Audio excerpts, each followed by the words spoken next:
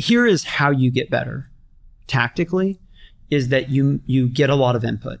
You get a lot of feedback. And so to get a lot of feedback, you have to want feedback, and you have to seek it, and you have to be willing to receive it from more than a few sources. Yeah. So, are you the type of person that is asking other people for feedback? Are you the type of person when people offer feedback that it's received, with humility and validated or invalidated? And this is how a lot of leaders stop growing, is that it starts to be like, well, I kind of have my perspective. And even if I say I'm open to feedback, when people bring me feedback, I've got a list of reasons why they're wrong, or, why they misunderstood me. And so people stop offering you feedback, and then the growth slows down. Yeah. So, for me, it's like anybody can offer me feedback.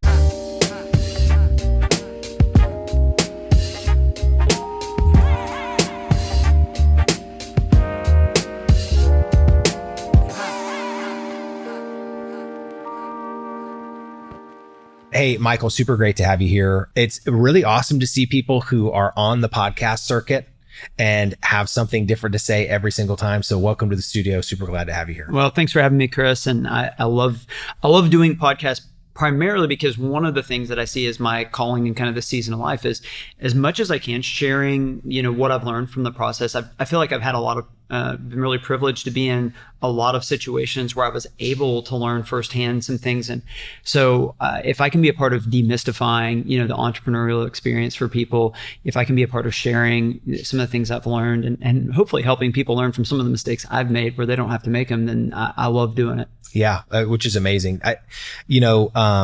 When you just say the entrepreneurial experience, the themes that show up in the conversations that we have, it's amazing how similar these themes, these things that people go through at the different stages that they're in. And it's like, that's why this sort of entire platform of the Entrepreneur Studio exists, is to unpack those themes and to have a really credible people share things that can kind of unlock these challenges and these things along the way. So I'm super, super glad that you're here. We're going to talk about how you've grown such a meaningful business, but I want to start a little bit at the beginning, right? And sort of, what was the thing that what were your entrepreneurial roots? So I actually do not feel like a person that, was that entrepreneurial when I was younger. I actually felt like my brother was more entrepreneurial than I was. And so in fact, if you had asked me at 28 or 32, do you view yourself as an entrepreneur? I probably would have said no. It's kind of, it's been an interesting experience in my 30s of realizing like, oh, I'm kind of the definition of what people think about when they think about an entrepreneur, but I haven't even thought about myself that way for a while. And so, one encouragement I'd offer to anybody is that I think everybody's actually entrepreneurial. If you think about the entrepreneurial process, it's about kind of creating a theory about something that could work, and then kind of experimenting and testing and iterating on that. And it turns out we actually do this all the time in our daily lives. Yeah. Like dating is entrepreneurship. Yeah. We don't think about it that way, but so there's all of the, the way that we dress, there's all these things that we actually use the entrepreneurial process, but then we get really tense when you try and take that process and apply it to business.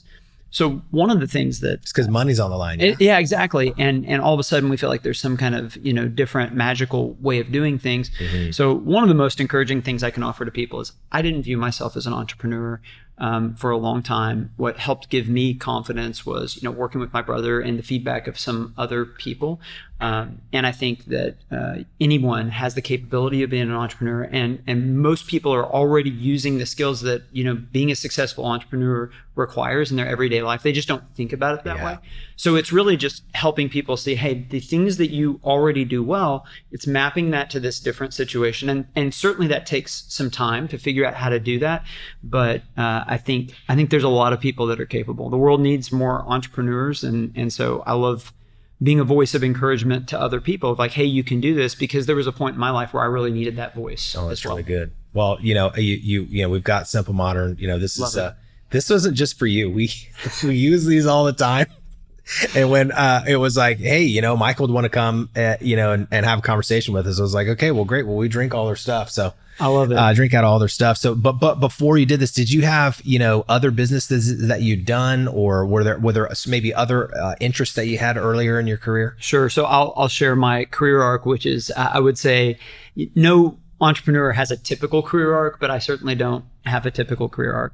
I went to OU, University of Oklahoma. I was a finance guy. And, when I discovered finance, it came more naturally than anything I'd ever done. I'd always gotten decent grades, but finance just clicked. And the moment that I started taking finance classes, I thought, this is what I'm going to do. Mm-hmm. And, college was a period, I think, of really the other significant things that happened in college. I met my wife, and I really, at kind of a spiritual worldview level, I think I had a major shaping, process where I really took a hard look at, hey, what do I think the point of my life is? What do I want to be doing?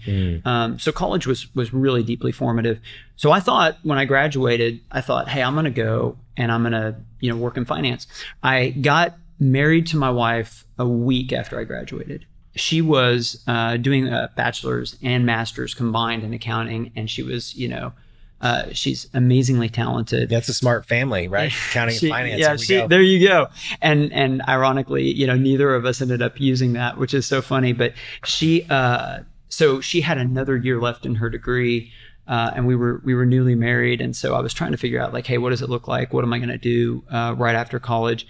And this opportunity arose to do a nonprofit ministry job at the college campus for a year. I thought, oh, this is perfect. Yeah. I'll still be around campus. My wife's going to be finishing up her degree, and then both of us will go work, obviously, in accounting and finance. And there was a whole plan. There was a whole plan. Yeah. In fact, the summer after we got married, we both had internships. He had an internship with Ernst & Young. I had an internship with Chesapeake, and it was like, oh, this is what it's going to look like. There's just kind of going to be this interlude.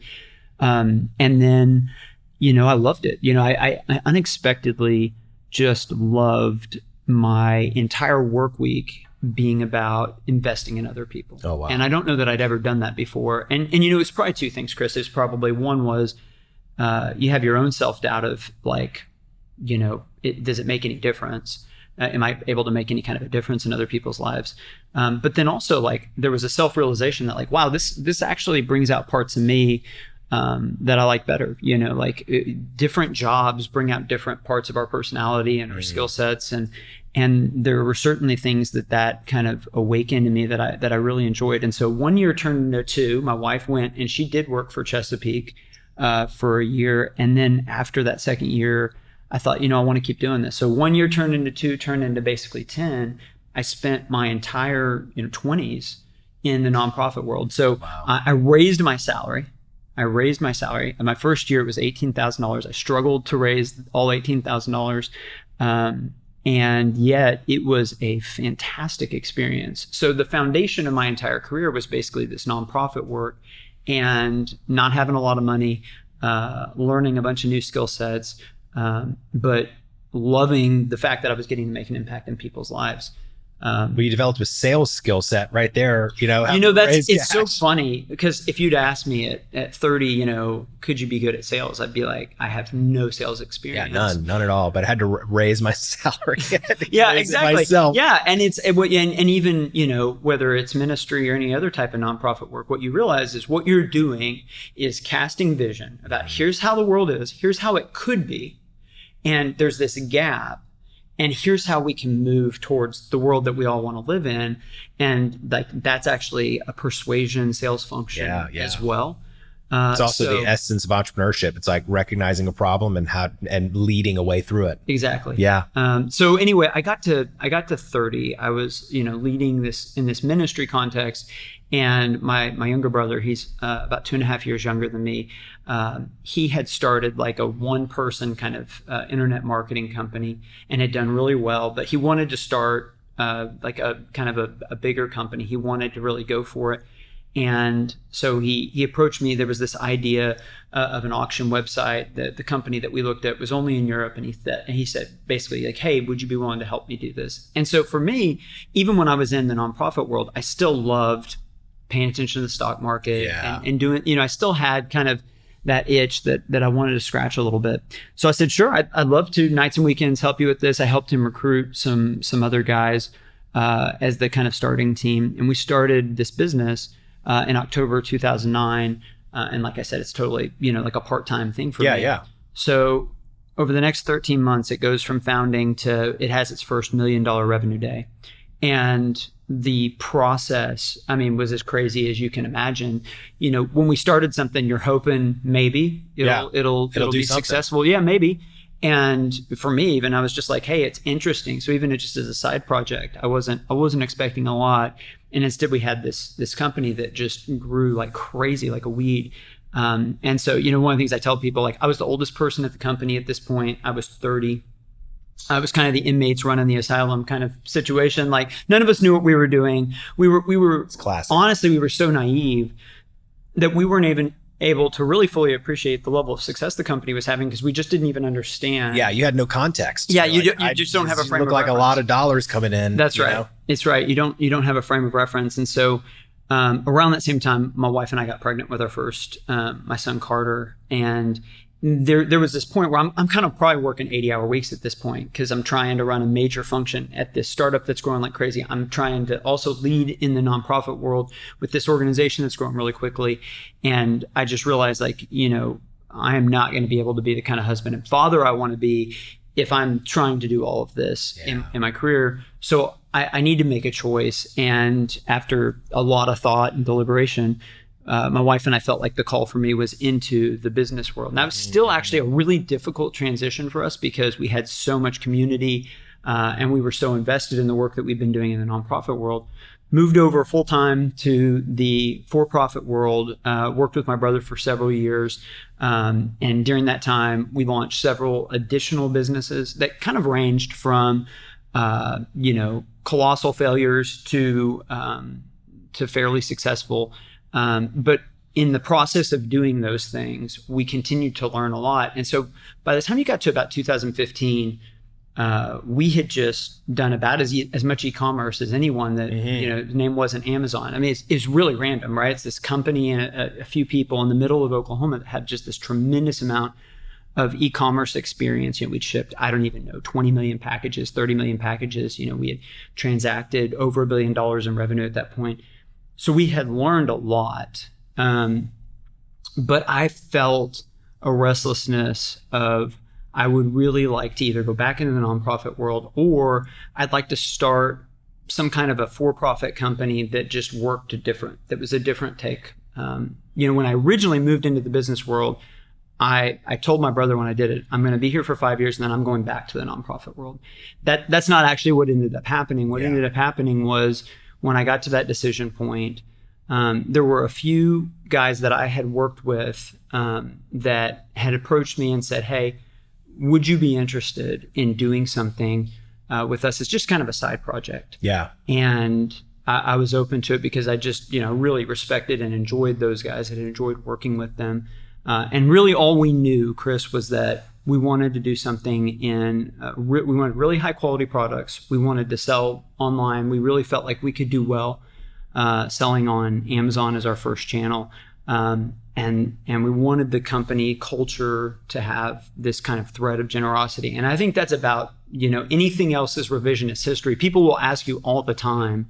And there's this, are you familiar with this idea of survivorship bias? Oh, yeah. Right. So survivorship bias is basically just like, history kind of gets written by the winners. And sometimes when you read those stories, it doesn't actually work to go backwards and apply those principles because it's not so much those principles that made him successful as it is just that ended up being the story of the person who was successful. But so I try and avoid that. But, people love to ask the question of like, hey, how did you get the idea? And, what was the light bulb moment, when the apple hit you in the head and you knew? And it just usually isn't like that. So it's a discovery process. It's always a process. And so we started with just a few kind of pillars, and the pillars were the relationships that I had with the other co-founders, that we wanted to make excellent product. We wanted to use our e-commerce background. We wanted to have a spirit of generosity, and that was it. Everything else came along the way. And honestly, so did you think that those were requirements or were those sort of core values? I think that they were, for me, they were requirements, and they've kind of morphed into what our company core values are. Okay, yeah. I haven't said it yet, but obviously, like, that's the start of Simple Modern. Yeah. And the process of actually getting to making stainless steel insulated drinkware was still actually a little bit of a winding process. It wasn't the first product that we sold. It took us a few months to really settle on that. There's a list out there that I have we did a big brainstorming session, and some of the ideas are just terrible. Like, Chris, I would just, my life would be terrible. I mean, it was like pet gates and compost bins. It's like, I mean, I guess maybe yes. And there, I have nothing against people who make pet gates or compost bins, but like, there were some ideas on there that would not have been as promising. So you guys are just shopping on Alibaba. We're looking at the Amazon marketplace, and we're asking questions like, hey, where could we maybe be successful? And it's interesting. I don't share this story very often, but I'll share it here.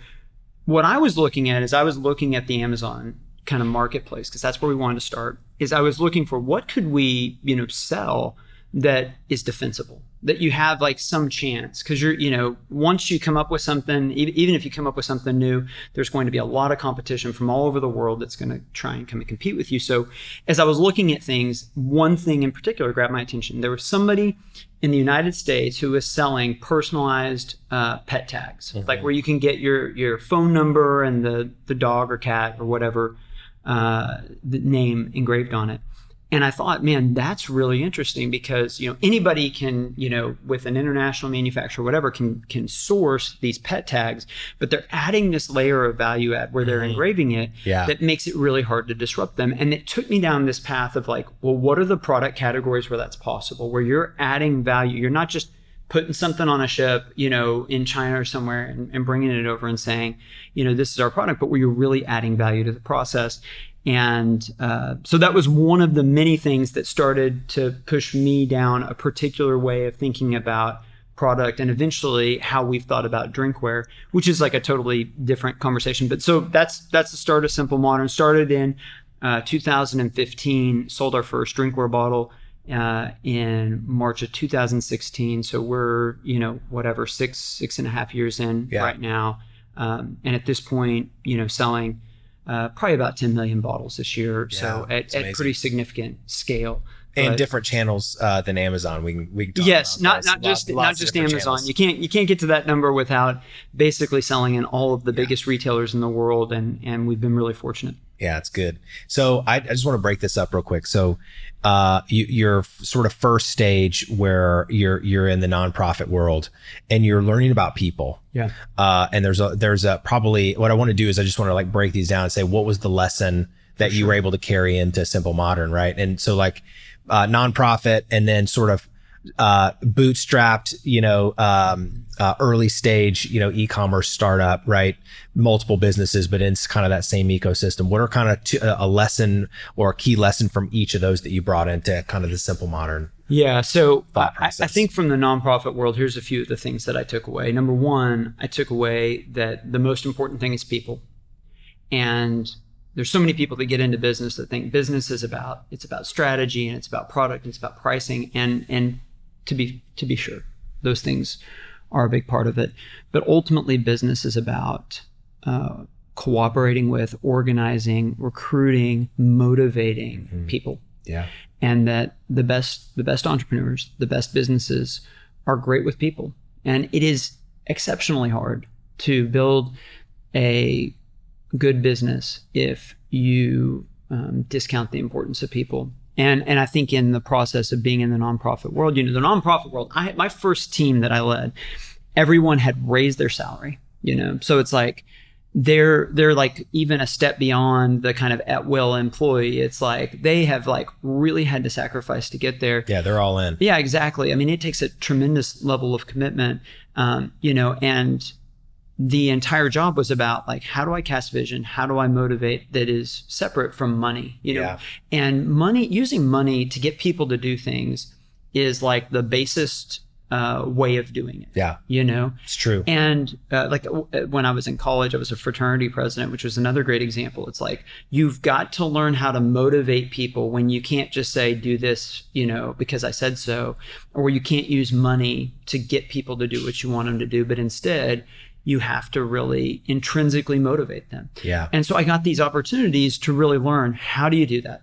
And it's casting a compelling vision. Hey, wouldn't it be awesome if this was the future? Mm-hmm. And let's go there together. Here's what it can look like. And here's how we can get there. Mm-hmm. Will you come with me? Yeah. And here's where you fit. Absolutely. Yeah. And here's how there's an important role for you to play in that. I mean, everybody wants that. Yeah. Everybody wants to be called into a bigger story, and everybody wants the story of their life to be one of meaning and purpose. As a leader, when you're able to actually communicate that to people, mm-hmm. here is how you can fit into a significant story. Here's how you can be a part of making a difference. Then people, unsurprisingly, want to be a part of that. And I think that has a lot to do with connection, right? They're connecting with something. They're bonded to it. They're like, I'm connected. I catch the vision. I see where I fit, and they're distinctly connected. It isn't connected via a transaction of a paycheck. That's right. And this is where I'm sure you'll want to ask about this later, but I'll give a little bit of a side about values and mission. There's this interesting thing right now, and I think in our country, we're really wrestling with, what are the roles of values and what are the roles of diversity within organizations, mm-hmm. and how should this look? And I would say that I don't have this figured out, but I've learned one principle, which is if you try to build a company for everyone, and for every customer, you end up building it for no one. This is actually a startup principle that they teach at Y Combinator and a bunch of others, like, hey, it's way better to have 10 super fans than 100 people that kind of like your product. And I think the same is true inside of companies. We need to have diverse perspectives and opinions, but also you need to build a monoculture around values. Mm-hmm. That, like, diversity in values is actually really profoundly unhelpful because it's so difficult to motivate and excite a group of people when you don't have some kind of a North Star that you're pushing towards. So that's the way that I communicate it, is like, you really do have to have an idea of, like, what are we about and why should people care? And we are going to recruit around that, and we are going to message that to customers. And this is going to drive everything that we do. Mm-hmm. Because when you do that, there will be people that are like, I'm passionate about helping make that make it real. And there'll be other people that are like, that's not for me. And it's like, that's great. That's fine. What I need is a team where everybody is excited and finds a lot of meaning in helping pursue these values and this mission. And sure enough, there'll be customers that are extremely excited about buying from a company that is pursuing those things. But as a leader, values can't be one of those things where you send out a survey monkey and you say, hey, everybody, what should our values be? Yeah. This is, I think, especially as a founder, there is this unique role that a founder plays. And one of the unique facets of that is that they are able to speak with authority about what the values and the direction of the organization is. And conviction. Absolutely. And I think this is one of the reasons why founder-led businesses, they just outperform. Like, lots of studies on this, whether it's public companies, private companies. When there's a founder, there's a clear North Star of, like, why the company exists. When there's not clear direction, it is very easy for the company to become much more transactional. Mm-hmm. This is a company that exists to make money. I'm here to get this paycheck. You trade me money for my time. And that's fine, right? But that's not motivating. That's not compelling. It's certainly not on a heart level like what we're looking for as people. And when we get drawn into an organization that is offering, a bigger scope and a bigger vision, it's really compelling. So that's one of the things I really took away from being in the nonprofit world. Yeah. That's really good. And I think one of the things that's really interesting is you're talking about values and you're talking about mission. Mm-hmm. Values is like a really great way to screen people and talent, and mission is a really great way to screen deals and opportunities and selling. And I totally agree, and have seen the same sort of piece where, like, if there is a leader that has the conviction that sort of bringing the values to life and giving people an opportunity to live in them and recruiting people that identify with them, and they have a clear vision and a mission, that really is kind of a great recipe for at least the first part of success. And then there's sort of the acumen side. Is that really one of the things you learned sort of like in the early stage, it's just the fundamentals of just running an e-commerce business? Yeah, absolutely. I mean, when I went into the business world full time, I was extremely raw. Like nobody. Yeah. I had done okay in school, and I had this finance background, but that was literally like 8 or 9 years earlier. And so, although I think at a kind of a leadership level, and strategy level, I might have been fine. I was like, just tactically, I just was not strong, for my age. Like a really, simple example of this is I spend a lot of time in spreadsheets in that company. I was basically in charge of like kind of all of the economics and running, this auction website, the entire economy of it. And I'm still like, using the mouse to move around a bunch, and I'm pretty slow. Like my spreadsheets were decent quality, but I was just really slow. I just didn't have the practice of like the hours in. And so like it's a simple thing, but it's like I needed to learn the hotkeys in Excel. Yeah. And now if you watch me in Excel, like I'm really fast at Excel. Are you the kind that like there is no mouse? Yeah, it's like there's no mouse, and it's like it's all hotkeys and stuff like that. But it's like I just had to, at one point I had to say, I'm going to get good at this. Mm-hmm. And every time I'm doing something in a spreadsheet, I'm going to, instead of using my mouse, I'm going to look up the hotkey, and I'm going to use the hotkey, and I'm going to drill it in my head. Yeah. And you do that for a couple hundred hours, and all of a sudden you've developed a skill. You have a capability, yeah. Yeah, and that's really, to some extent, what you have to do as an entrepreneur is you have to understand, like at the beginning, it is going to be me, or maybe me and a couple of other people. And I am going to have to be willing to do all the blocking and tackling. I'm going to have to be willing to wear all the hats. And I am going to have to be willing to commit to learning to do those things with excellence. Mm-hmm. Because before I can hire other people, before anything else can happen, and even, one of the things that's interesting is that, let's say you're successful, you start something, and then you do start hiring people. Who's going to train them? Yeah. Right? Well, it has to be you. And while you're doing the other things. That's exactly right. And if you want excellence in the organization, you have to go first, mm-hmm. and you have to put in the work. And so, in a multitude of ways, whether that's learning hotkeys in Excel or the basics of a financial statement and how that leads to decision making, mm-hmm. or, the thing about e-commerce, this is a joke actually among people that are in e-commerce, is that to be good at e-commerce, you have to be good at like 50 things. You have to understand, conversion rate optimization and digital marketing and sourcing and fulfillment and inventory legal management, and finances and inventory. And pricing and discounting. Yeah. It's just like amazing how many. So one of the ways that I'll say it to people is that I feel like it was like getting an MBA on crack. I mean, I felt bombarded. We've all had that experience where it felt like we were just drinking out of a fire hose. And for sure, the first couple of years for me felt that way, but they were foundational basically for the rest of my career, because I was building the skill sets that I would need to be successful, and also to hopefully be able to manage people well as, companies I was leading were growing. Yeah. Okay. So you stage one, right, is about values and people. Then stage two in e-commerce is the value of skills and really understanding the market. And you show up with 3 requirements, right, into Simple Modern. Yeah. And you show up in a place that happens to be super freaking crowded. Absolutely. So absolutely, you're taking these things. What were some of the early struggles, right? That you're like, we got these 3 requirements, they morph into values, and we're in a crowded space. What are the things you guys picked up on early? Okay, so there's so many different ways I can take this answer, and I'll just give you a couple of the thought processes that are going on in my mind. Yeah. One of them is, even at the very beginning, I'm thinking about how do I create a defensible business? And this is, countless entrepreneurs have the story of like, I started this thing and I had some success, and then I couldn't sustain it, and it was kind of a discouraging experience. And so I was thinking about like, what do moats look like? What does sustainability look like very early on? One of the very first things we did is I noticed like, hey, I don't think anybody's doing like licensed drinkware, like university, NFL licensed drinkware as well as they could. And I started pursuing that because I thought, hey, if we could do that really well, like that feels like something that we could, and turns out that is something that we've grown into, and we do really well. I think we do it as well or better than anybody in the world. So that's one thing I was thinking about. I was looking at the industry as a whole and saying, lots of competition, obviously. So I'm hyper aware of like, how do I build something that's defensible?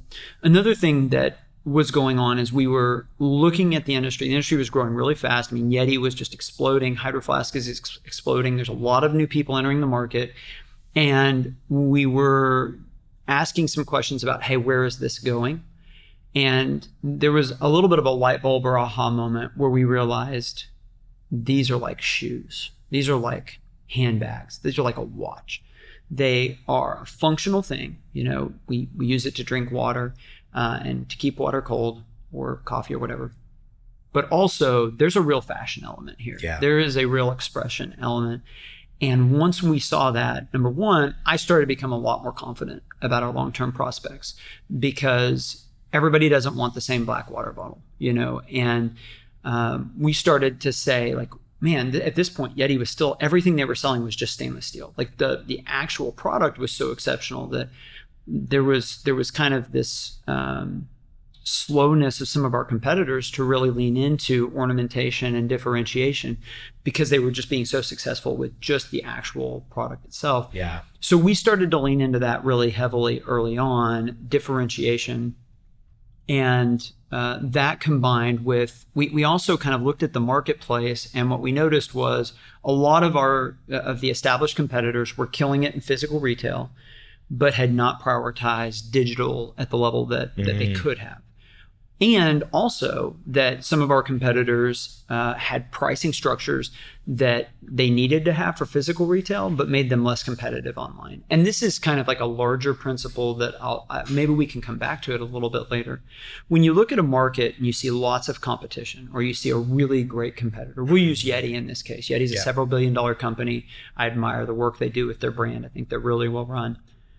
When you look at Yeti and the way that they've run their business, it's easy to focus on all the things they do well. And you should be aware. And there are certain demographics that like we do not have a very good chance of competing against Yeti in these demographics. Like it just wouldn't go well for us.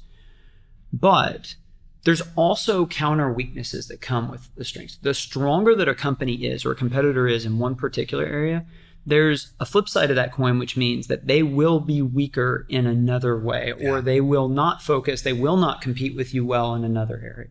So, you know, by like, for example, we'll use Yeti as an example. Because of their pricing structure and because of the brand equity they've built, they're just not going to compete in several areas of the marketplace and at several price points because that's not what they want to do. Yeah. And they're not going to compete for certain demographics as hard because that's not their brand identity.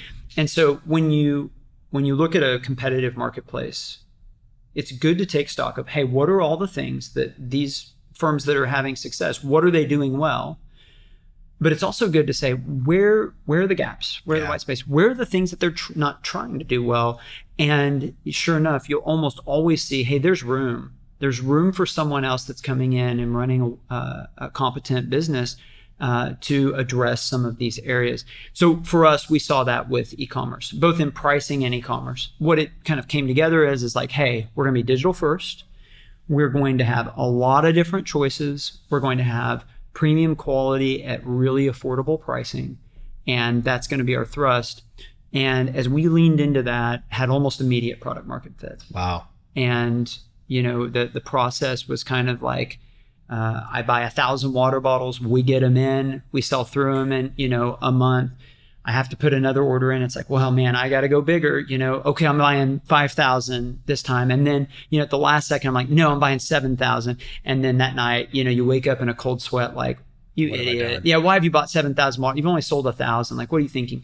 The 7,000 water bottles get in, you know, they're gone in a month. It's like, man, I should have bought bigger, and like rinse and repeat. There was that process over and over and over again because we were bootstrapped. This is another thing that's distinctive about our company is that, you know, we're competing with these companies that have literally hundreds of millions VC funding, backed, and we're bootstrapped with $200,000 of my money. And I will say this, like, listen, being able to even invest $200,000 shows a lot of privilege that I was even able to do that. But we were definitely in the grind of like, hey, we have to be profitable. We have to have every investment and decision make sense because we just don't have the resources to absorb, making bad critical investments. errors. Yeah, That's right. Yeah, but this is actually no margins. So what's interesting is, and I'll talk about this principle sometimes. The thing about scarcity is scarcity can be a superpower. Usually we think me not having enough of what I want is bad. It's just inherently bad. And I would make the argument that that's actually not always true. Even at like a biological level, like fasting is good for our body. Our body not always having food is good for our body. It helps our body to function better. In a business context, scarcity, what it does is it creates focus. It helps to prevent us becoming lazy or taking unnecessary risks in our decision making because we have more finite resources that we have to allocate. And so you'll hear these stories about companies that raise hundreds of millions or billions of dollars and somehow go bankrupt. And you're like, how is that possible? Right? That doesn't even seem possible. And the reason is when you just feel like you have unlimited funds, you can lose the discipline of decision making and investing and being a good steward. But when you have finite resources, and I'm sure, the people listening to this podcast, based on what you've told me is kind of the listener, they're dealing with this every day. Yeah. That you feel that scarcity, right? You feel the sense of like, man, do I buy the inventory I need, or like, what's payroll look like next week or whatever? And what it does is, although it's stressful, it really helps create a very clear hierarchy in your head of what are the best investments and where does the money need to go, and helps you to become a better operator. I mean, one of the things that's really awesome about talking about scarcity is talking about entering a market. There are, because I'd really like to understand how the data and the discovery and the insights of what gave you sort of like that, because that's a strategy. It's a strategic choice, right? Yeah. Everything you just said. And to get to product market fit. One of the things I think is really interesting to talk about is when someone's thinking about competition, they typically go first from their experience and what they understand, where they shop, where they buy, where their friends buy, and like what they like and all this kind of stuff. And they're in geographies, they're a certain demographic themselves. Right. And so it's sort of like people will opt out of great opportunities or interesting opportunities that may be great ideas because it's like, oh, there's not enough space for me. Yeah. And at the same time, it's like in e-commerce, you're like, man, we have, let's just say you're going to focus on just the US, right? Not even global. And you're like, man, I see these ads for all these other people. And there's this myopic sort of closed-minded thing that happens. And that's the scarcity where it creates a bit of fear saying, I don't know if I can step in that direction because my experience is telling me that it might not be good, or people's experience surrounding me are telling me it might not be a great idea. So what did you guys do to get some of the discovery and the data and the insights to codify that strategy? Absolutely. So, the thing that I think I have, if I could deconstruct the process that goes on in my head, I would say there's a couple of just truisms about the way that I see the world that have been exceptionally helpful, and anybody can do this. The first is I'm just curious. I'm curious and I really enjoy learning. And that has propelled me to try to become better and better and better at designing experiments that help me to learn more. And as I've done more and more experiments, I've gotten better and better at how do you experiment inexpensively. So the way the process kind of basically works is I just am constantly wanting to understand more about how things work and why they work that way. And I'm constantly finding little ways to test these theories I have and say, how do I test that and learn that for how do I pay the least tuition necessary to get to that next level of understanding? Yeah. And, great entrepreneurs, business in general, like when you approach it as, if I learn enough about this market and the customer, there's going to be a way for me to provide a living. There's going to be a financial possibility. Yeah. In any industry. Like we could look at this table and be like, I don't know anything about the table industry. I'm sure the table industry is quite competitive, but I'm also sure that if I dedicated myself to learning everything I could about the table industry, I would find that there are some opportunities there. There are some ways that my skill set map to making great tables for people and serving a particular type of the market. So I think there is this confidence that, hey, no matter the business vertical, if you take the attitude of a learner and this attitude of curiosity, and you're constantly trying to understand what people want, what they need, what are the pain points they're experiencing, that inevitably you get that idea, that insight of like, oh, wow, there's an opportunity here. And that's what's kind of happened, not just through my career, but especially with Simple Modern, is that I feel like, today I will learn more about our customer. And it no longer, leads to these massive pivots in perspective. But I would say I have micro pivots in my perspective every single day. Yeah. And I would say if you're not having micro pivots, if you don't feel like you ended the day understanding more about your customer or your business than you did yesterday, then that's a red flag, right? And if you go a few weeks like that, that's really a red flag, because there's always more that we can learn and we can understand about people. And what business really is, Chris, is it's serving people, right? We don't use that terminology because of the money involved, but it's like, my job is to serve our customers. And there's no way I can serve our customers unless I'm constantly learning more about the products that we make and how to, their needs and how to best serve them. And when I take that mentality, like, it's easy to release products that people want to buy because I'm listening to their feedback and the entire Simple Modern team is, and then we're building around that. So this is, I think, the entrepreneurial process at the most basic level is it starts with curiosity. It starts with learning. It starts with how do I constantly test and gather information and then use what I've learned to test some more and learn some more. That's good. So are you using tools like Google Insights, Answer the Public, all the search volume, every data source I can get my hands on. That's awesome. That's my attitude. What are some of your favorites? So, one of the things at the very beginning when we were like, we're going to sell on Amazon, is we realized, the question we asked was, what are people buying? We're going to go where people are already trying to buy things. That's a lot easier than trying to create a market, is what are people already buying? And so how do you figure that out? And we had this, I think it was actually my brother, we had this great insight that the way you find out what people are buying the most, there's some bestseller lists that can be helpful, but also was the review system. We realized that, reviews happen X% of the time. We didn't know at this point. You didn't know what percent. But we knew like, hey, there's some kind of a percent. And so if we're just looking at review quantity, and then we also built this little scraper where we were looking at review density, like, in recent weeks, like how quickly are they coming in, where you could get an idea for velocity. We realized, oh, wow. So you had a scraper that was going through each page of Amazon. We started just saying like, hey, it's all right there. All the information is right there. Like, let's go look at it, and not only could we find what products we're selling, we would learn things about color preferences, and we're like, oh, wow, there's a lot to learn here. And, you mentioned it, but this is the paradigm shift of the internet, is that now just about any piece of information you could ever want to know is out there somewhere, and you can probably get it for free. So to some extent, it's about desire and that curiosity. So it's absolutely baked in. So like OU had a recruiting event last spring that or maybe it was last fall, that they had me come and speak to. It was their big kind of recruiting for prospective student services. And I'm trying to think through like, hey, what do I want to say? Because there's a lot of things about the university model that have been disrupted, and, costs have been going up. And so like, my job is to get up there and talk about, hey, here's why going to OU is a good idea. And as I was thinking about it, what I realized and what I came to was, if you think about the university model 100 years ago, it was, we're the place that has the information. And if you want the information, you need to pay us the money and you need to come and listen to the experts and get it from them. Well, that's not the case anymore, right? I mean, even people listening to this podcast, like, listen, you can listen to podcasts of far smarter people than me, for free, that have been more successful than me. Like, there's just like an abundance of information where we can get from the very best experts in the world on any subject. We can get information for free. 100%. So, okay, so what's the point of universities?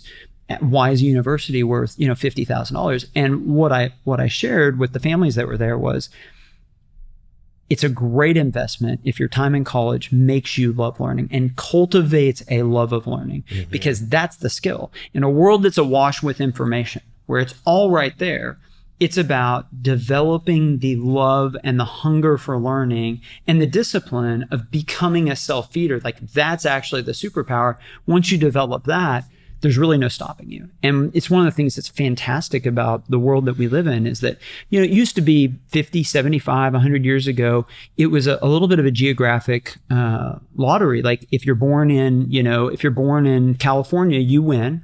If you're born in Bangladesh, you lose, and that's it. And now we're living in this world where it's like, hey, if you have an internet connection, and that's pretty much everybody at this point, you're in the game. And now it's about, hey, do you love learning? Are you willing to push yourself? Do you have a growth mindset? And if you do have those things, then there's a lot you're capable of. That's true. And I think another thing that's great about school is this idea of communities you're connected to and the people resources available to you, right? And the networks available to you. I mean, one of the guys that mentored me was a HBS grad, and his network went from sort of 10 to 100, right? Order of magnitude.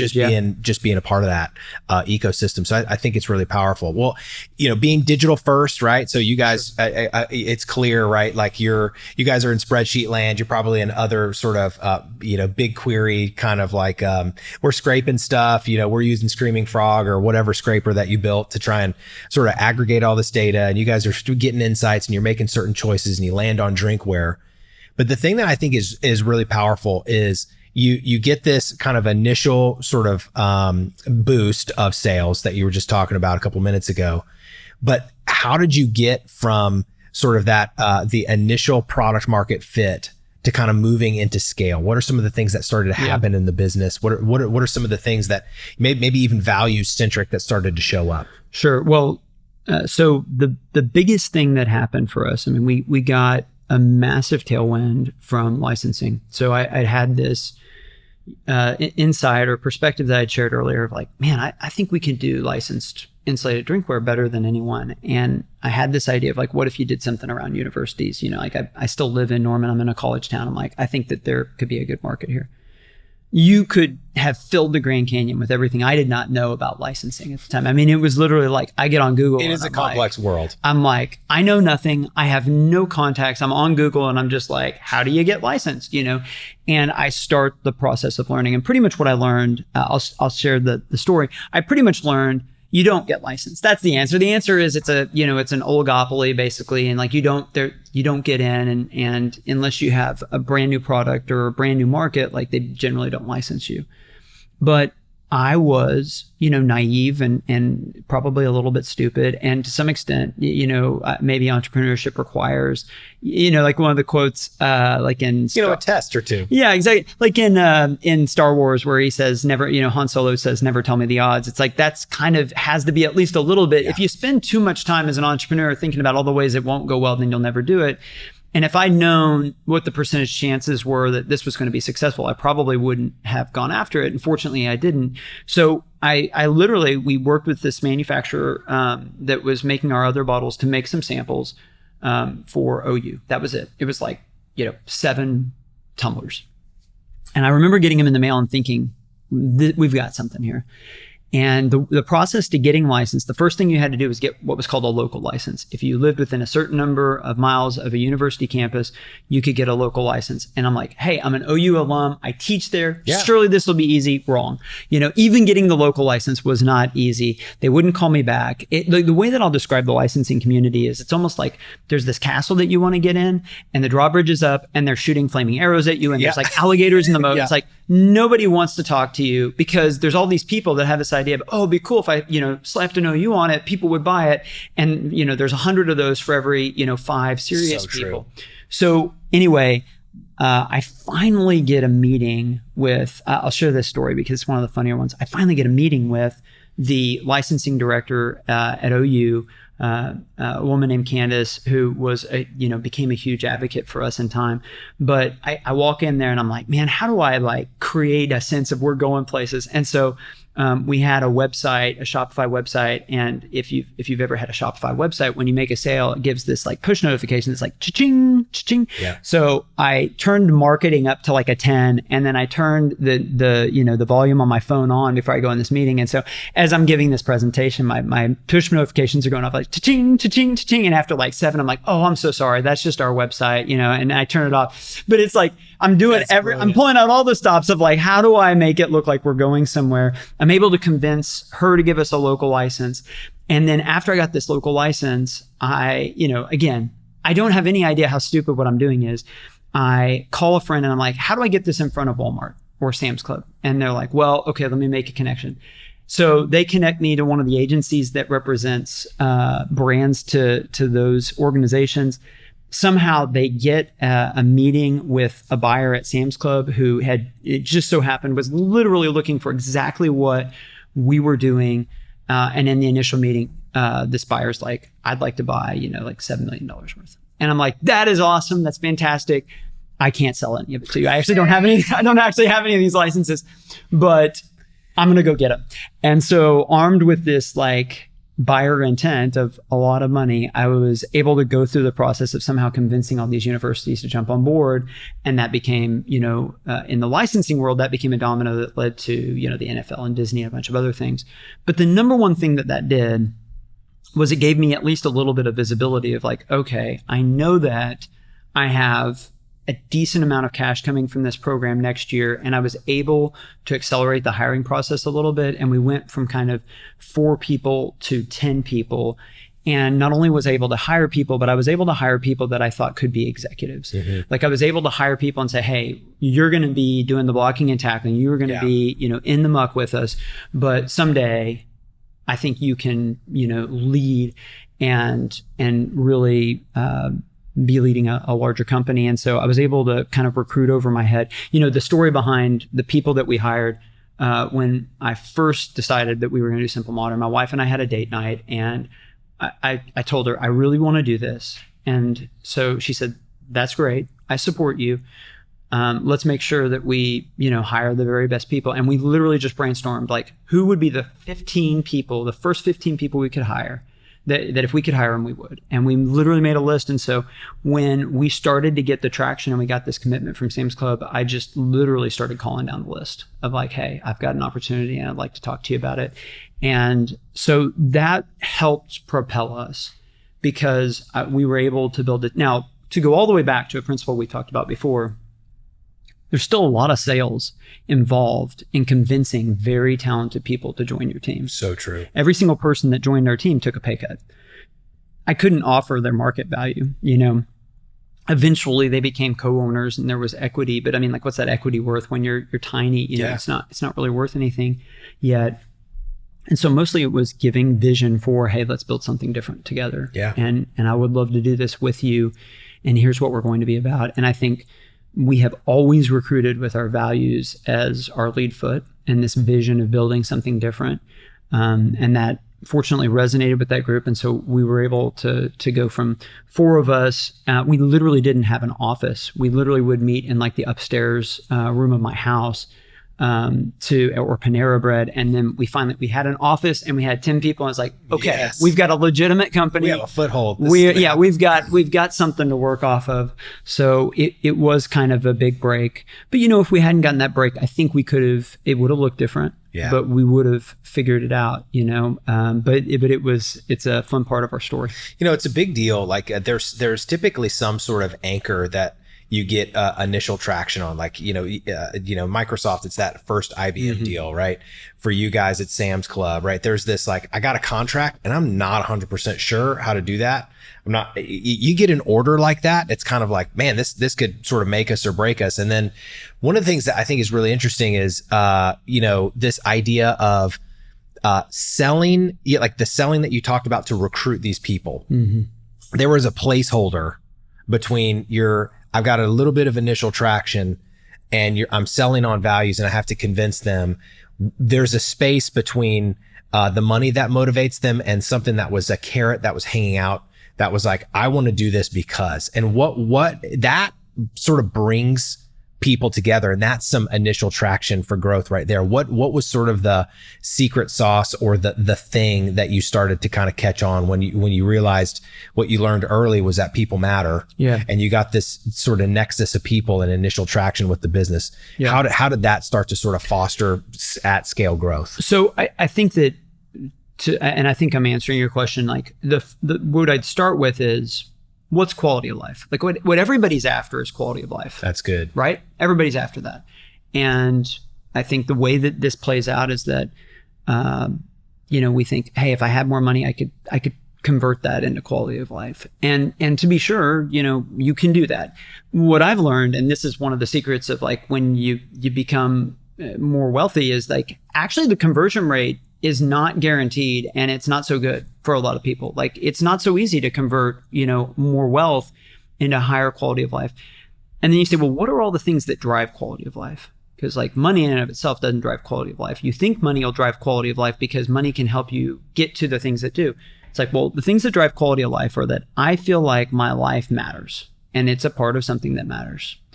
That I have relationships that are meaningful, that I feel like I have real connection with other people. I have coworkers that I know. I have coworkers that I enjoy, that I feel connected with, not transactional with. That I have in my personal life, my relationships are fostered and they are thriving. That can be my spouse, that can be, my immediate family or my kids, that can be my friendships. We've all had experiences where we were working so much where those things suffered and we felt our quality of life decline. That can be learning, that I'm in an environment where I feel challenged and I feel like I'm growing and I'm developing new skills. There's this whole list of them. And this is not, these are not my words. Like there's lots of research on this that's shown what these things are. Yeah. And I think what you can do as a leader is you can be really strategic about, hey, what are the ways that I can build an environment where people get really high quality of life, and that paying people well, certainly that is a part of it. But a lot of times, like, it's just a piece. It's just a piece, and it's not the biggest piece. Like the research will say this all the time. Like people don't leave jobs; they leave bosses. People don't leave jobs usually because of money. Money provides an excuse to do something that they already want to do. But very rarely do people, and the type of people that leave jobs for money, a lot of times it's because there's a kind of a different value set, and that's fine. But we've tried to really build a team around a value set of, hey, relationships really matter. Generosity and the impact that we're able to have by being generous in the lives of other people, that really matters. The ability to learn and to grow, and it really matters. The ability to do work that's our best, that's excellent, that really matters. So if you went down kind of our value list, it's like excellence, generosity, growth mindset, humility, collaboration. You can take all of those and say, those actually all point to a quality of life vector that matters.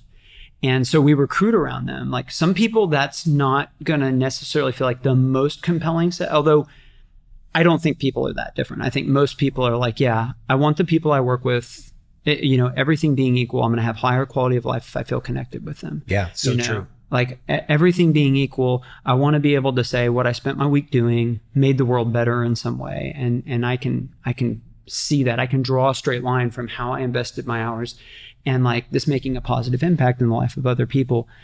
So the years in the nonprofit world where I just did not have finances as a lever were fantastic, because I was really able to see for me and for other people, like, hey, what are all those other things that really drive quality of life, and really build a company around focusing on those. And it turns out that that's really compelling. So at this point, we hire very atypically. It's almost exclusively off of internal referrals. Like we want people that someone in the company has some kind of a reference on, and we lead with values. Like this is what we're about. And the people that apply at this point, not only do we usually have an internal reference, but they're people who are like, I'm coming for the values. Wow. That's why I'm here. Yeah. And so it's turned into this culture where, at the end of the day, we all need to make car payments and like we pay the bills and stuff like that. But the money piece of it isn't what's compelling about the company. And it's all the other things. And you can even make decisions to invest money in ways that accentuate your values. Like a good example for us is fairly early on, I was like, we're going to buy all the meals for the company. Like if when we're at the office, the company's buying lunch. And even with some of my other owners, it was kind of like, hey, is this the best investment? And I was pretty adamant of yes, because what this does is this really will foster relationships and connectedness. And now if you ask people at our company, like, hey, what's the best part of your week? What do you love about the culture? They'll always talk about the meals, because it is normative at our company that when it gets to be 12 and the food is there, like everybody goes, there's a big area, and they go and they sit and they talk, and there's real connection. People don't go off campus for lunch. You can, it's not like you have to stay, but it's become a highlight of people's days. And it's like, who doesn't want that? Who doesn't want a part of their day where it's like, oh, hey, I felt like I really connected with somebody over lunch today. Yeah. And so that's meaningful. Yeah, exactly. And it's, it's funny is I can provide a lot more quality of life by buying $600 in Chick-fil-A than I can by giving $6,000 of raises. Yes. And so this is another thing as an entrepreneur that I think a skill you can develop is there's a lot of different ways to invest resources, and they provide different returns. And some of becoming a skilled entrepreneur is being able to look at looking at the returns of things and understanding the quantitative and non-quantitative impacts, and being able to evaluate investments. That's really what stewardship is being able to make wise decisions there. And this is where kind of the leadership side of leading and the skills, kind of the business skills side of leading, they kind of come together, and there's this kind of mixture that I think powers the most effective companies. Yeah, I mean, the thing that's interesting as well is just that sort of pillar of generosity. Buying lunch for everybody, that's generosity. But I wonder if some of the generosity that you're talking about is alternative investments. Sure. Right? The generosity is like, hey, I can map generosity to just investments in people.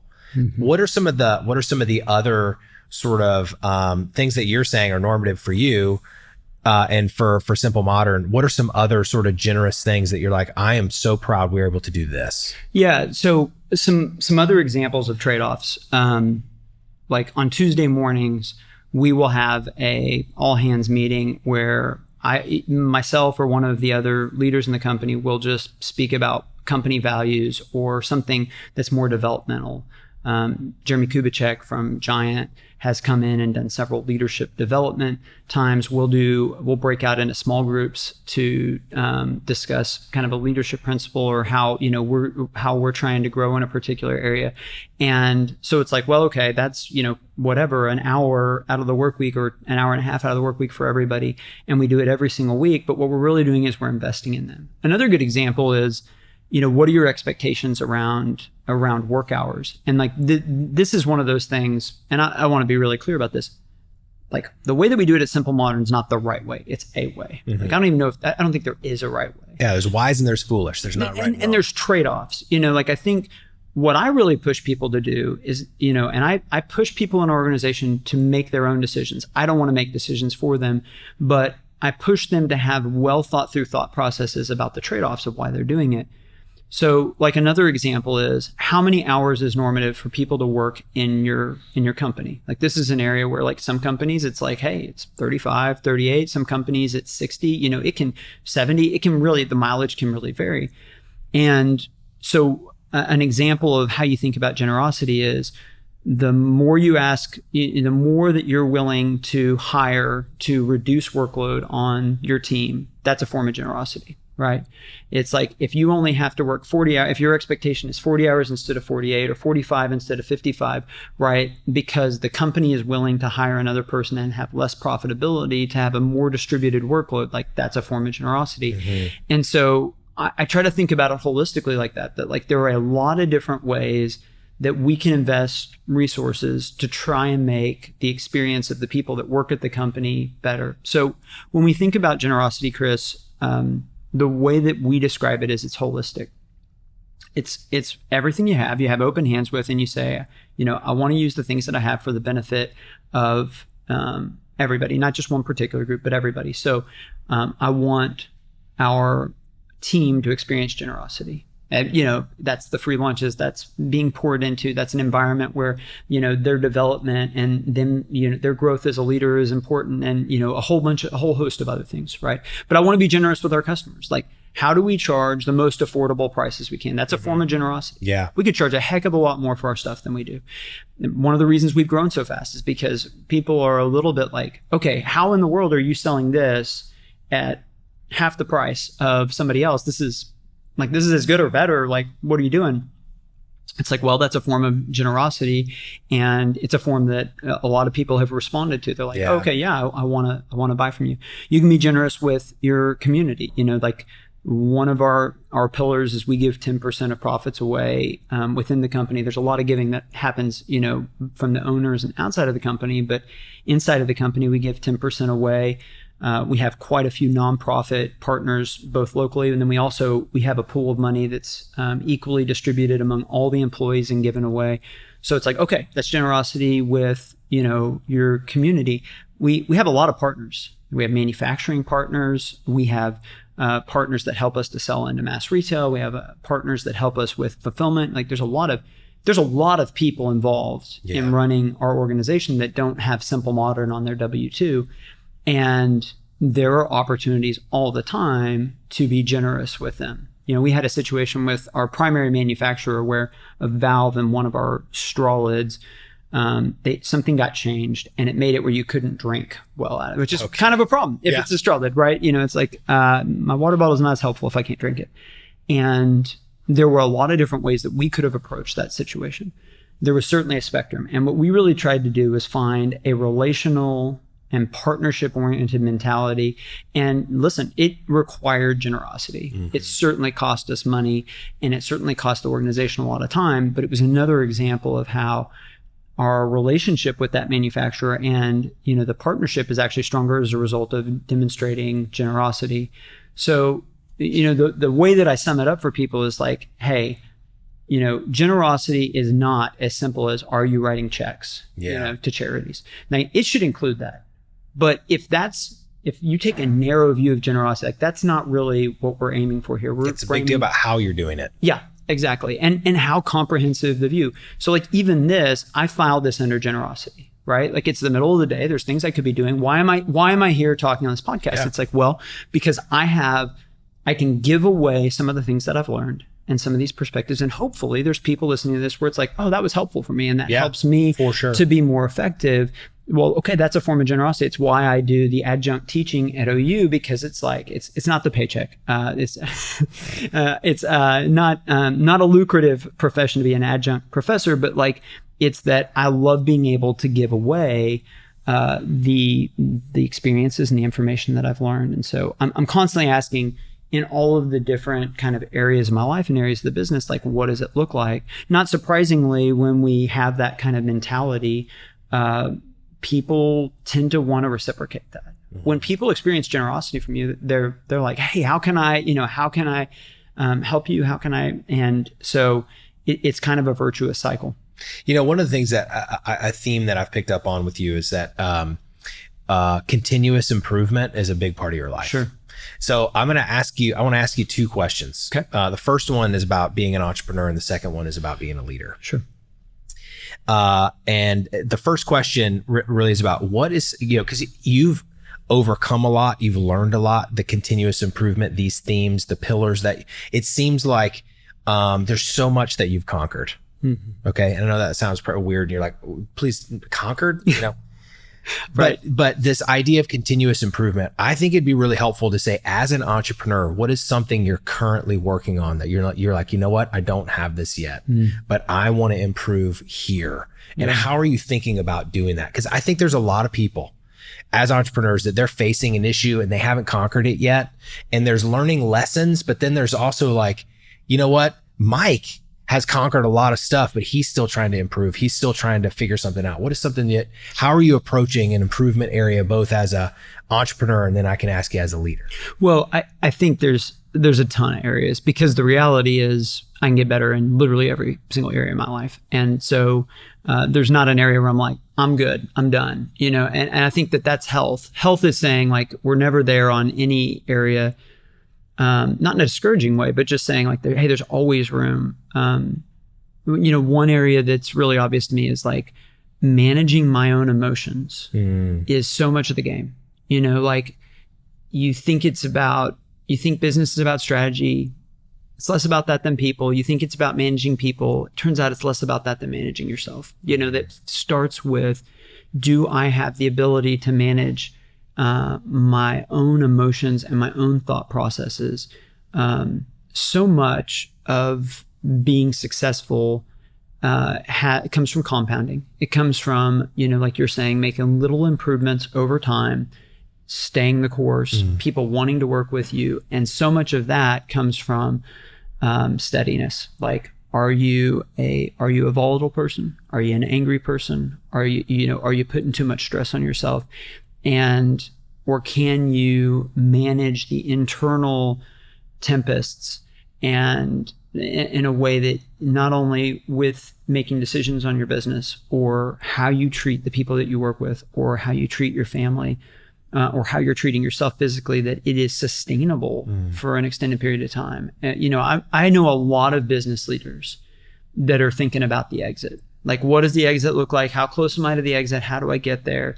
And the sense I get from a lot of them is like, I'm really tired and I'm just really looking for the opportunity to tag out. And it's always been hard for me to relate because I'm like, man, I feel great. I could go for 25 more years. And I think most of it is because my day-to-day experience is a positive one. I'm not carrying massive amounts of stress. I enjoy what I'm doing. I'm enjoying learning. I feel like I'm growing. And so sustainability, it really comes from managing myself. So like, listen, there are times when I want to get angry. There have been some situations in the last few months where, like a partner has not treated us fairly, or, a situation hasn't been handled well, or just stuff. Like a good example, this is a funny story. We've been trying to get better at managing our inventory. And I woke up one morning and we had oversold a unit by a couple hundred units. So a bunch of people thought they bought their kids this princess backpack and they're not going to have their princess backpack. And that's frustrating to me because what our customers are experiencing. So I'm dealing with this on my phone. I'm kind of texting people like, how do we, kind of manage this situation? And as I'm doing that, we have a whole team who does customization. So we, just like this, Heartland. Yeah. And my wife is the PTA president at Roosevelt in Norman, Oklahoma. And so she had bought I think 100 water bottles that are customized to sell at this, back to school night. So as I'm like on the phone and I'm dealing with this issue with our inventory, my wife realizes that one of the boxes from her orders on the front porch, she brings it in, she opens it up, and it looked like trash. I mean, it was amazing. It was, if you've ever seen the movie Ace Ventura, it was like, and the thing with the UPS, where he's a UPS delivery guy and he's just destroying this package intentionally, like that had to be what the delivery process looked like. And I'm looking at this, I'm like, how is this even possible? And you just feel it. You feel the cortisol, you feel like the stress levels rising. And it's like in that moment, it's like, you got to manage yourself. Because what you want to do is you want to fire off an email to somebody, you want to get on the phone and you want to raise your voice. Internally, you feel all this tension, and it's like the discipline of how do I manage this positively? Turned out that UPS had damaged our box and they'd just taken it and dumped everything into another box. And it's like, I don't know why UPS did that. And even now it's like, I could be really frustrated about that, but it's a discipline to not be. It's like, no, UPS is a partner of ours. I'm sure that most people that work there would not have wanted that to happen. We need to work through it. We need to deal with it. Business is about solving problems. So like the problems don't go away. Doesn't matter how successful the company is. I mean, you might get a little bit better problem set when your company's successful, but the problems are always there. How do you respond to those problems? So that would be, one example for me. But like I said, you could fairly point out any area of my life and I'd probably say, man, I've got work to do. And that's powerful. Let me add one point to that. Here is how you get better tactically, is that you get a lot of input. You get a lot of feedback. And so to get a lot of feedback, you have to want feedback and you have to seek it and you have to be willing to receive it from more than a few sources. Yeah. So, are you the type of person that is asking other people for feedback? Are you the type of person when people offer feedback that it's received, with humility and validated or invalidated? And this is how a lot of leaders stop growing, is that it starts to be like, well, I kind of have my perspective. And even if I say I'm open to feedback, when people bring me feedback, I've got a list of reasons why they're wrong or, why they misunderstood me. And so people stop offering you feedback and then the growth slows down. Yeah. So, for me, it's like anybody can offer me feedback. My son can offer me, he's 10 years old, but sometimes he can offer me feedback that I need to hear. Yeah.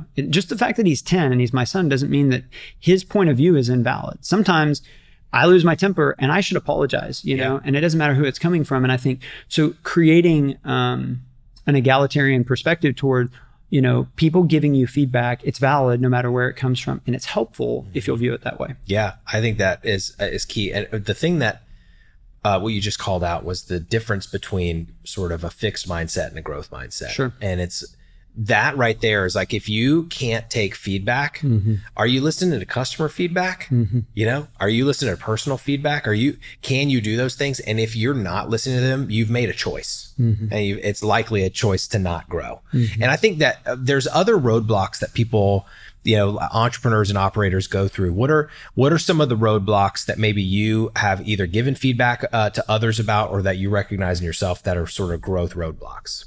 Yeah, absolutely. Well, there's so many. I'm like parsing through in my head, like, man, where there's a filing cabinet somewhere with all of these. Know, I haven't been in my head. Roadblocks to growth. I mean, you know, roadblocks to growth are selfishness. They are fixed mindset. Man, this is such a good question. You guys are gonna have to cut a minute. I'll have to cut a minute out while I gather my thoughts, because I'm like, thoughts. I mean, that's it's so good. So would you rather like hear about tactical things? No, or like mindset things. What are some of the mindset things that slow people down? That are roadblocks to them getting to the next step? Absolutely. So I think that some of the different roadblocks I call out. One is, it's very easy to see the world as it is today and to just project that out into the future. And growth always requires you to have a vision of the future that's materially different than today, and creating a plan of how you get there. You know, pessimism sounds smart. Optimism is usually what happens is like, if you're an investor, like there have been so many points over the last 70 years where it would sound super smart to be pessimistic and say you shouldn't invest in stocks. But the reality is, investing in stocks has been a good decision pretty much all the way through. And I think if you take that perspective in general, that it is good to have a healthy dose of questioning things and having rigor, but you do have to approach things with some level of optimism, or I don't know how you produce growth. Because growth is fundamentally a different future than today, and you can always find reasons why that growth can't happen or won't happen. Yeah. So that's probably the first, is that you have to be able to envision it, and you have to be able to adopt the mindset that it's achievable, and communicate to other people, hey, this is achievable. I think another thing is, listen, my job has changed a ton over 6 years. You know, early on, I'm like literally the one clicking the mouse, and now like my job is very different. I'm a spokesperson. I'm doing a lot more speaking. I'm still involved in the strategy, and occasionally I'll do something tactical in the business, but there's a lot less tactical. You have to continue to grow as a leader the way that your business is growing. So a couple ways this shows up with me. I cannot expect my business to continue to grow and succeed at a faster rate than my character's growing, or that my ability as a leader is growing, because I will become the bottleneck. And when it comes to leadership, you can't impart what you don't possess, right? So if you've got a growing organization that's looking to you for leadership and guidance that you don't possess, like that's going to be the bottleneck, right? That at some point the bottleneck really can become, we can't bring on more people because we don't have the leadership structure. What typically happens to people is they get into a situation where they don't make the transition from tactical to strategic. Like so there's this model that's extremely helpful of the early days. It's like a sports model, that there's these different stages of a leader, and it's, player, coach, and then, like commissioner or something, we'll say something, or like something like that. Early on, when you're an entrepreneur, you're a player. If you're not throwing touchdown passes, they're not getting thrown, right? If you're not doing the blocking and tackling, it's not happening. Yeah. Right? This is like ground zero. If you're successful, the business starts to grow, there starts to be more work, and it's like, we got to hire people. And you hire people, and now you're like a player coach. You're still needing to throw touchdown passes. Like, right? You're still needing to be on the field. Oh, yeah. But at the same time, you're also providing guidance to the other players on the field. Like, hey, you need to be in that hole. Hey, I need you to, do this. So like, it's a coaching while doing with people, right? So at the first stage where you're the player, the tension is, man, if I just had some help, right? I'm doing everything. I'm wearing 15 hats here. Then at the player coach level, there's this different tension that's like, gosh, I don't have any time to think, like between all the things that I'm having to do and, trying to coach all these people, if I just had some time to think, I'd be so much more effective. The next stage after that, we'll call coach, which is like, you're not on the field anymore. Pads are off. And your job is to just coach the players on the field. And what happens, it's super interesting, Chris. What happens is you do finally have the time to think and your ability to lead other people can grow. But this is where your own personal weakness can sabotage you. All of a sudden, it's like, what am I even doing? I didn't accomplish anything today. I didn't cross anything off my to-do list. I just had 6 conversations. I don't feel like I did anything. And you can revert back to do over tactical work because it's what you know and because it feels like you're accomplishing something. When the real important work is developing the leaders who can lead on the field. Yeah. Right. And then there's even another one where it's like, hey, you jump from coach to like, commissioner or something like that or whatever. And you can keep abstracting it all the way. And every time you make one of those transitions, it's really challenging. And the leader not making that transition can totally stunt the growth of the organization. That's powerful. Well said. It begs the question, right? Where that's an incredible lesson that comes from experience, not just from observation. Yeah.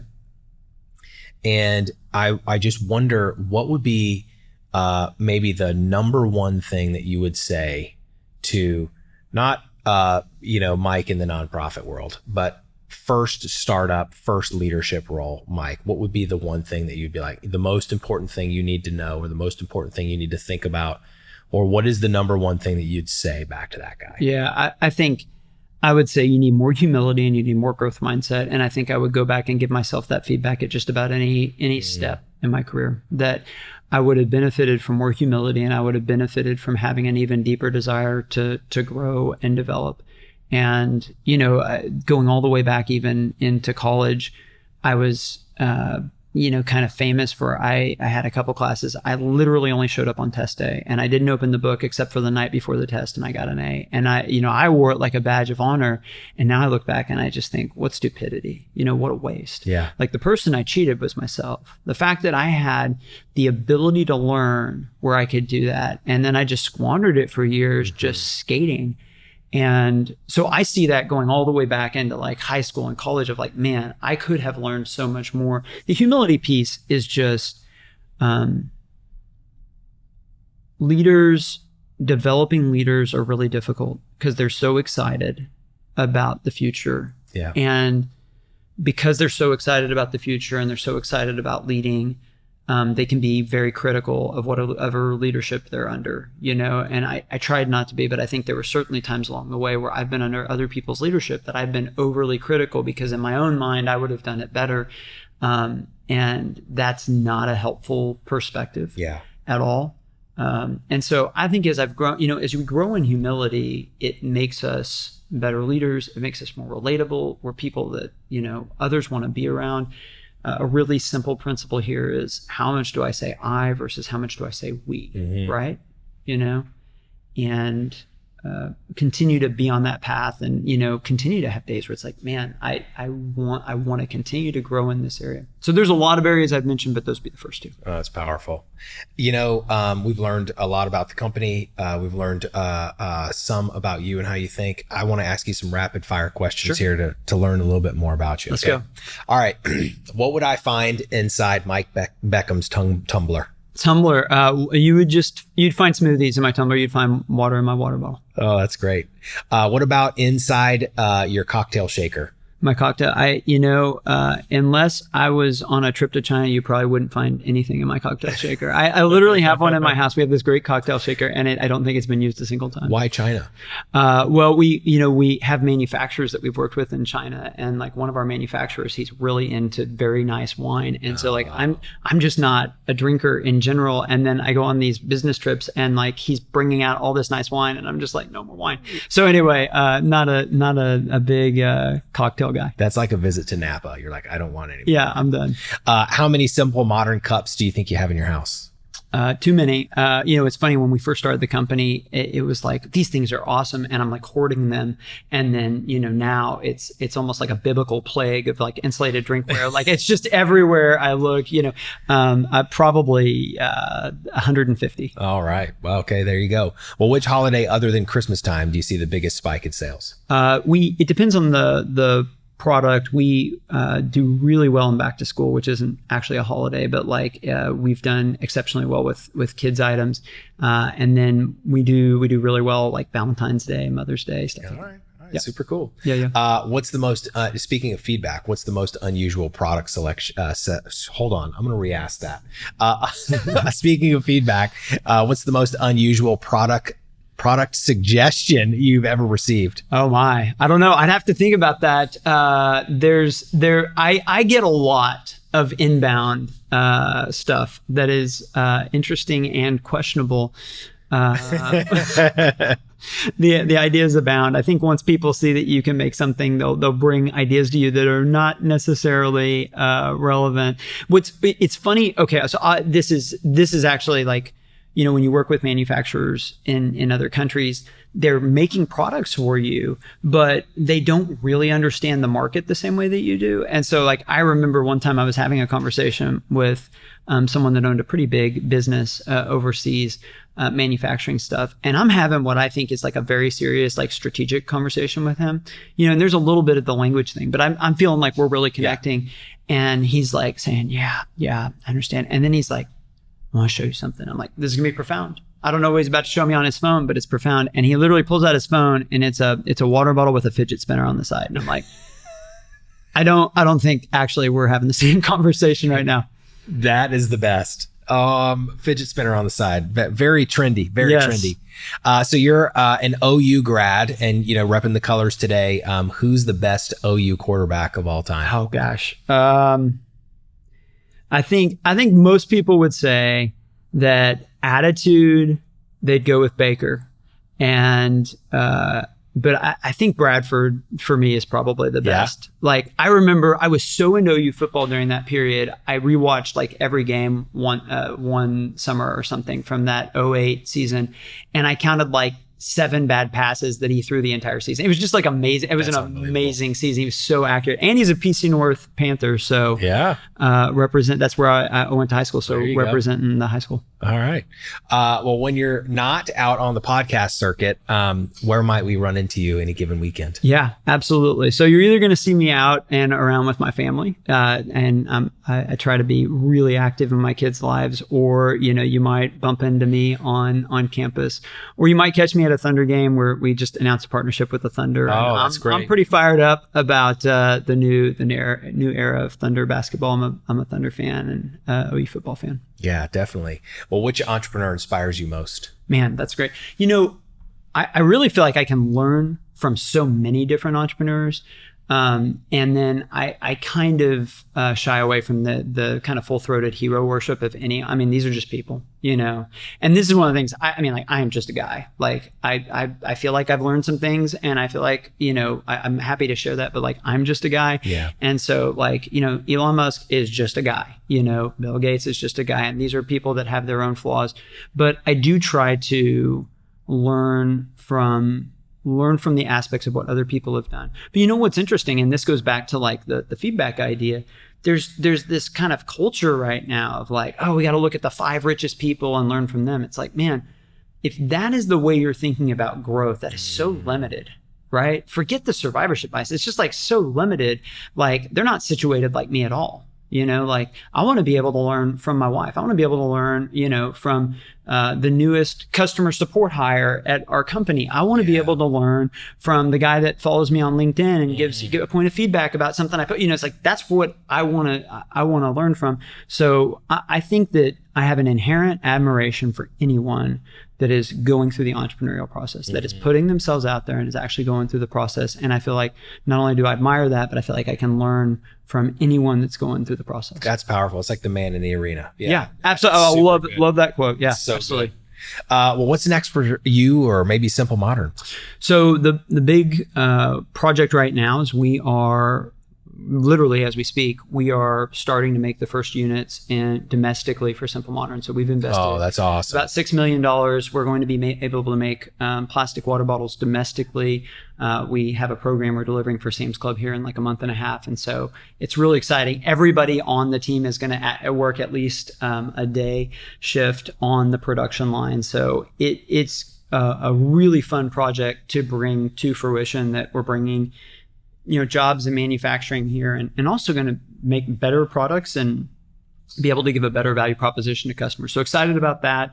And, continuing to lead a really quickly growing company. I thought that maybe we would start to grow at a little bit more of a slower rate. But next year looks like it's going to be a really massive growth year. We think that the company might grow 50% next year. And so continuing to manage that. And like I mentioned earlier, continuing to ask the question of like, okay, how do I have to grow? What does the next phase look like for me? There's obviously a lot more of like this kind of public figure stuff, which still feels a little bit weird to me. But I'm trying to kind of get accustomed to the new role of spokesperson that I need to play. Yeah, it means something to share. And I really appreciate you coming. Well done. Yeah, well absolutely. Done. Thanks for having me. This You was bet. a great conversation. You bet. Thanks for coming.